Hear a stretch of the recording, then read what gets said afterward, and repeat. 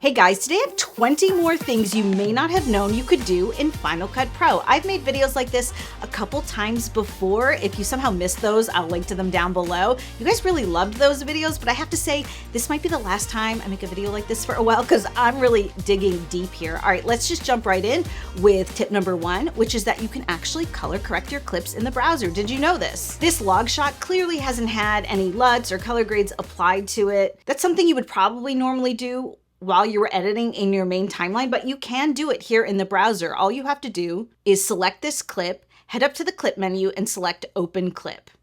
And it opens up this clip into its very own timeline. And from here, I can make adjustments to the audio or access any of the color grading tools that you would normally apply in the timeline.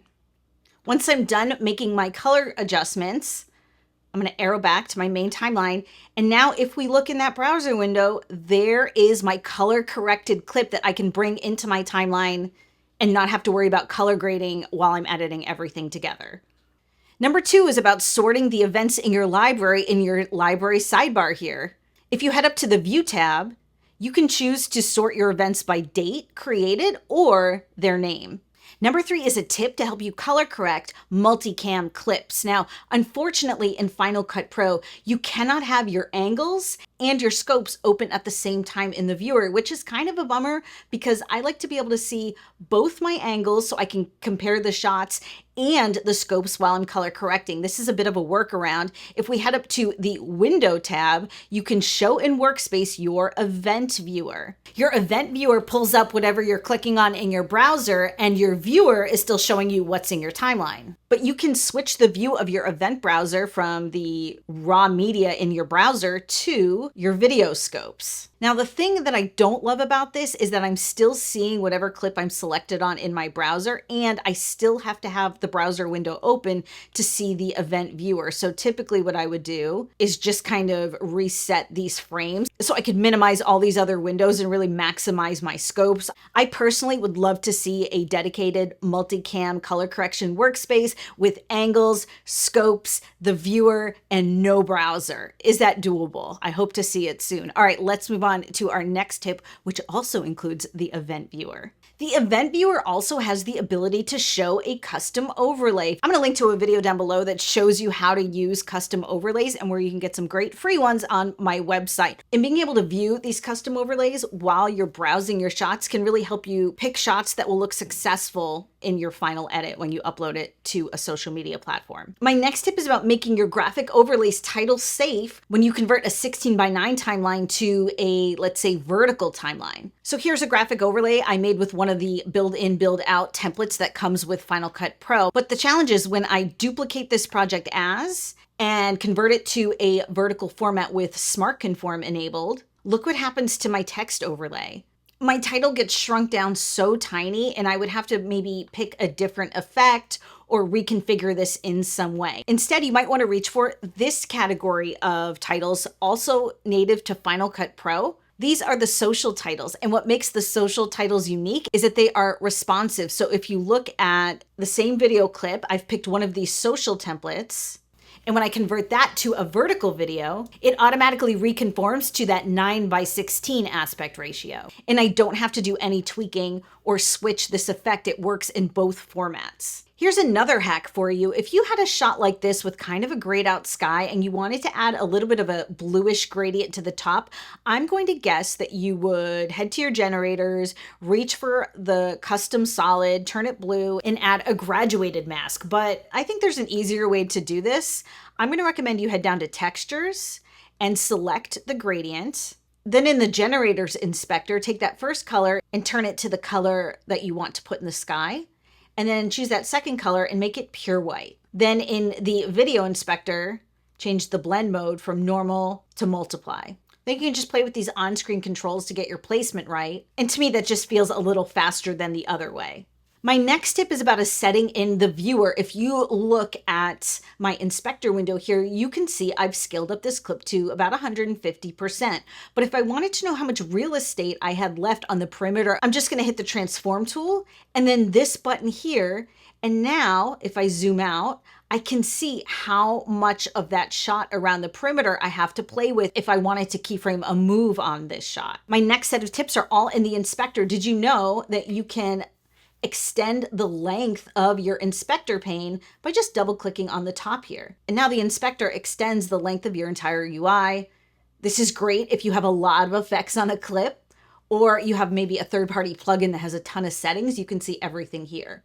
My next tip is hidden away in the green screen keyer effect in your inspector. If I wanted to cut out this guy off a yellow background, I could do that by sampling a color. And then if I wanted to fine tune, I could use this Chroma Wheel to do some fine tuning on my shot. But if I really wanted to get a better look at this spectrum, just hold down the Z key and keep clicking on that spectrum, and you can zoom into it and be more precise with your adjustments. Before I move on to my next tip, if you guys like this video, if you feel like you're learning something, let me know, give me that thumbs up, hit that subscribe button, and ring the bell. Here's a tip for you for everyone's favorite, the color wheels. I'm going to guess that if you wanted to boost the saturation on the midtones of this shot, you would grab this dial and crank it up, let's say as far as it can go. But you actually have more control if you expand all of these sliders in the inspector. So you can see that my midtone saturation is at a level of 2. You would think that was your stopping point, but actually, if you want to go further with this, just click on that 2, hold down your mouse button and push forward. And you can go all the way up to 10. That might be a bit much. I'm going to bring it down to about here. So when you're making adjustments on the color wheels, don't really reach for these dials, go for the sliders. You have much more flexibility. My next tip is also in the inspector. If you click on the info inspector, you probably know this is where you can get a lot of metadata about whatever clip it is that you're working on. And you probably also know that you can drop down to all of these different views. But did you know you can customize this view by grabbing one of these fields and pushing it up wherever you want it to land in your info inspector, and it will stay there for every library you work on. Another good one for you is all about the cross dissolve. I'm sure you know that if you select a clip, unless you've changed your default settings, you can hit Command T to just drop in a cross dissolve. But did you know that the cross dissolve in Final Cut does a lot more than you think? If you select the cross dissolve and head back up to the inspector, there's all these different looks settings that you can apply to your clips. You can also change the ease of the action as well. I'm just going to cue up my playhead to the middle of this cross dissolve and run through all these different look settings so you can see what all of your options are.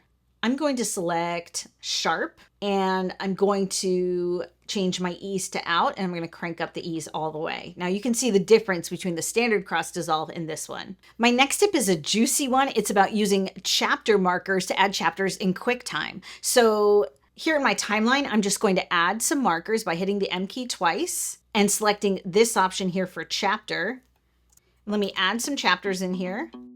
Now, while I'm doing this, if you're new to Final Cut Pro and you feel like you're just watching endless YouTube videos trying to pick up tips, maybe you need a more ground-up education. Check out my courses, Final Cut Rockstar and Final Cut Rockstar Next Level, now available at JennJager.com. All right, now that I've added all of my chapters, I'm going to export this, head over to settings and make sure include chapter markers is selected. So let's hit next. If you export it as a QuickTime file, when you open it up in QuickTime, on the player bar, you'll see these double arrows. Click on those, head to chapters, and there are all the chapters I created in Final Cut Pro, and you can just jump to any specific part.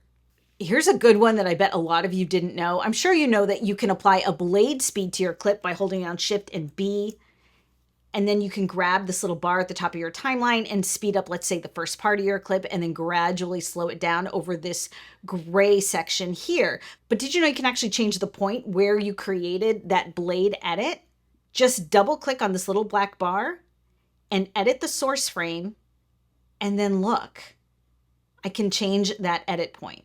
Here's one about dropping connected clips to your primary storyline. I'm sure you know that if you select a clip in your browser and then hit the Q key, it drops the clip starting right at your playhead. I'm going to undo that. Watch this. This time I'm going to hit Shift and Q, and it's actually going to back time that connected clip so it ends at my playhead. Here's another helpful one for you. I'm sure you know that if you hit Control T in your timeline, it connects a basic title to your primary storyline, and it just says title right here in the center. I'm going to undo that. Instead, hit Control Shift and T to drop a lower third. And what I like about this is if you turn on your safe zones, they're nestled perfectly in your title safe boundary.